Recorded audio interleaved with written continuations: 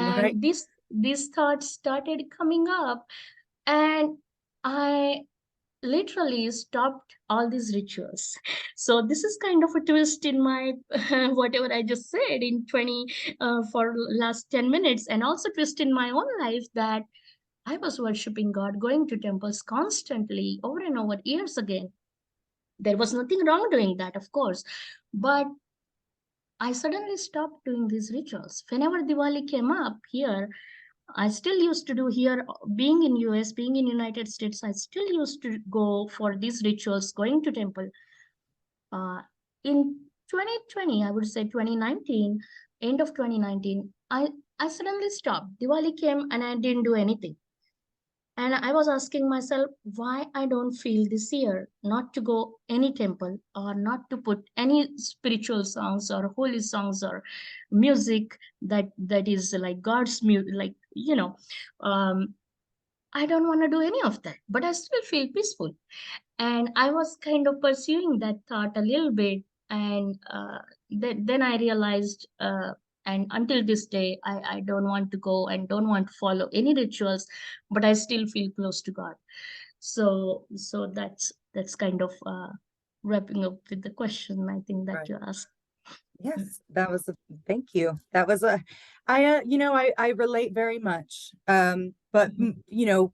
me being raised as an American Christian, but Mhm. it's the same thing, being told that I had to find God at church. Mhm. You reach a point where you realize that getting to know yourself is probably the best way to get to know God. Yes, yes, of So, course. moving on to the next question. Do you feel that the traditional Hindu views on social classes still Mhm. apply to people today? Do you feel that maybe they're a little outdated and could be updated to be more contemporary? Or do you think maybe they're even problematic? Yes. So before, in until I would say until past 4 generations ago, these were very prominent, like Shudras and all. Like, they were treated differently. They were not allowed to touch Brahmins. I personally from a Brahmin family, so I'm so it is considered as a top. It used to. Personally, now I don't. It used to considered as a like a topmost class in Brahmin families, or I mean Hindu families. I see. So it is the if someone is from Shudra family, then they are not even allowed to touch Brahmins, because they were given food separately. If someone like uh, th- um someone coming to your house for some work or something, they were treated separately. Their food plates were kept separate, and everything that was used to not when I was in child when I was child, but 4 or 5 generations ago, this was very very prominent. uh, when I was child, basically it started to dissolve a little bit, and even my parents didn't believe so much. They rather treated all like, we used to have some people coming at our house, I remember, for some help or work or chores help. My mom always treated them with a good, not like not touching or anything. So those beliefs were kind of dissolved, and still dissolving. uh, and nowadays they don't follow that much, that you are from this category or you are from this class.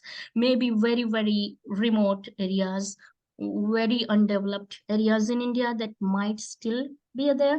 But with the spread of this technology and all that is also right now in India, that they don't go too much into that. They don't fall too much into that. Everybody's on internet these days, Right, so right. yeah. So maybe that was also a part of people's focus, because people didn't have anything else to focus, like 5 generations ago. So they were focused more in these categories and all.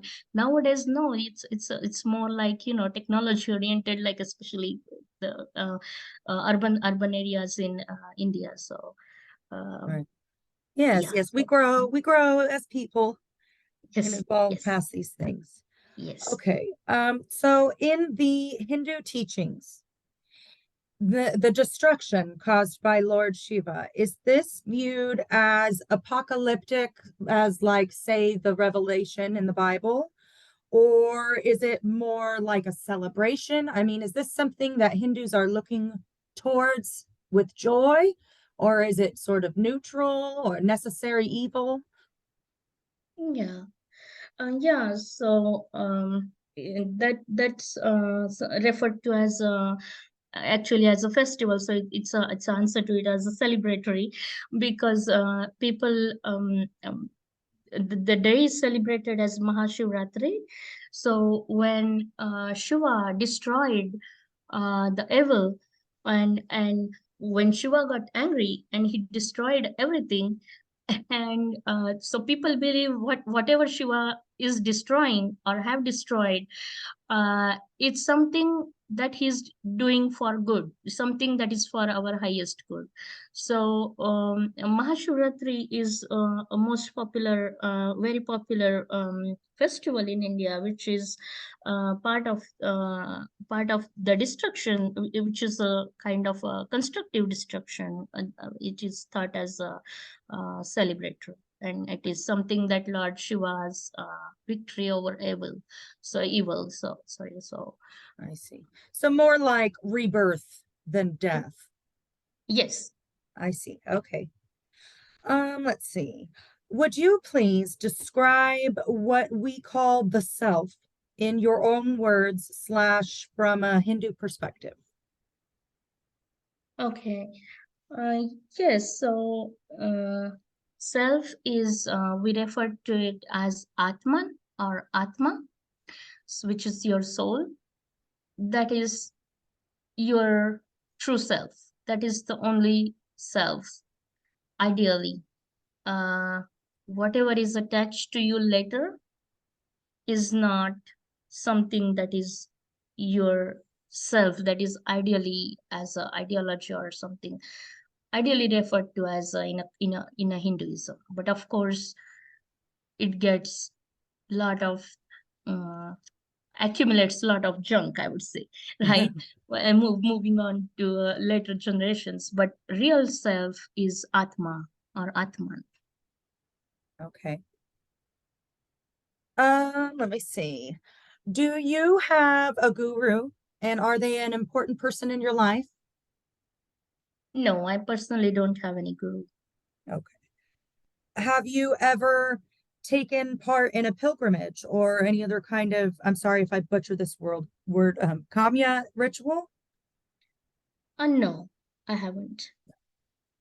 Is that something that you hope to do in the future, or do you feel it's a more unimportant?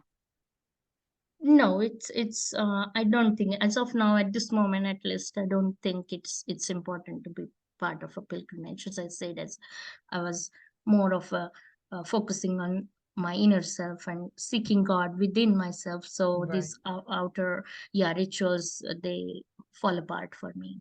Right, right. Kind of going back to what you were talking about with the temple. So when you're doing, this, getting to know yourself and getting to know God in private, is yoga an important part of your religious practice?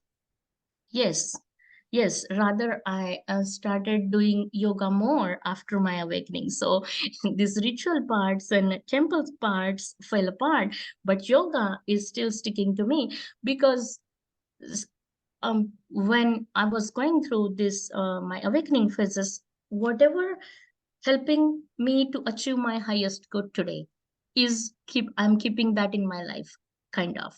So yoga is still a part. Rather, I still did meditation, I still did yoga, I just did yoga early in the morning today. So so I do yoga in different asana, they call it different asanas and poses of yoga, which is actually very ancient. And I would say people should give more importance to these things from Hinduism than sticking to the gods or temples. A lot of people um, stick to the other ideas in Hinduism. Rather, I would say the diet, the uh, exercises, the other daily practices, people should focus more when they look at Hinduism, should pick only good from that and leave that is not helping them go ahead. But so yes, yoga is still something I give still importance to, and still my practice today. Right. So I guess our next question, and I feel I probably already know the answer to it because you've been talking about how you were sort of rejecting these more traditional ritualistic practices. Do you feel the final stage in life in which a person practices extreme self-sacrifice and becomes an ascetic, is that an important step to moksha or enlightenment? And if so, why? Yes, yes.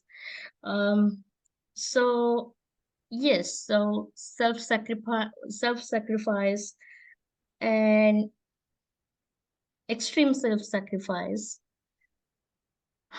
is something when you have zero attachments left.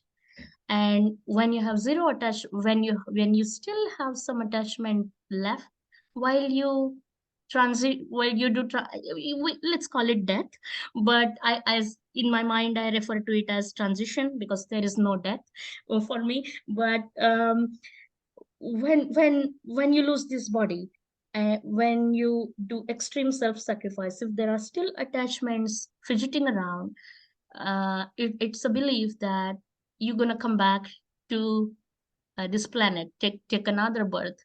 Instead of going to moksha, you will take another to learn those lessons and to release those attachments what you did not release from your past life.